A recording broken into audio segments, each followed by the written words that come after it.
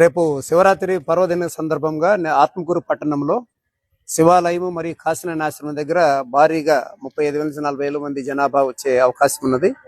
ఉదయం బ్రేక్ఫాస్ట్ దగ్గర నుంచి సాయంత్రం లంచ్, ఈవినింగ్ డిన్నర్ కూడా చేసుకొని ఆ స్వామివారిని దర్శించుకొని ఇక్కడ సెలబ్రేట్ చేస్తుంటారు. ఇది ఆనవాయితీ. కాబట్టి దీనికి సంబంధించి ఆత్మకూరు ఎస్ఐ గారు ఈ టౌన్ నుంచి వచ్చే ప్రతి ఒక్క యాత్రికులు కూడాను, అందరూ కూడా భక్తులు కూడాను first parking municipal water tank పక్కనే పార్క్ చేసుకోవాలి. ట్రాక్టర్లు కానీ, ఆటోలు కానీ, బైక్లు కానీ అన్ని కూడాను.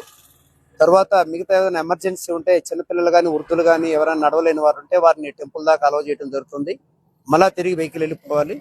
మేము మీ సొంత వెహికల్స్ వస్తే, 2 వీలర్లు వస్తే ఇక్కడ లోకల్ పార్కింగ్ అరేంజ్ చేస్తున్నాము.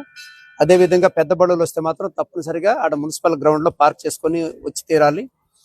ఆ తర్వాత ఎవరైతే ఈ ఫెస్టివల్ కి వస్తున్నారో వారందరూ కూడాను ఈ ఫెస్టివల్ కి జరిగే ఈ టైంలో రేపు ఉదయం 15వ తేదీ ఉదయం 5 గంటల నుంచి 16 ఉదయం 5 గంటల వరకు కూడా ఎలాంటి భారీ వాహనాలకు ఇటుపక్క అనుమతి లేదు.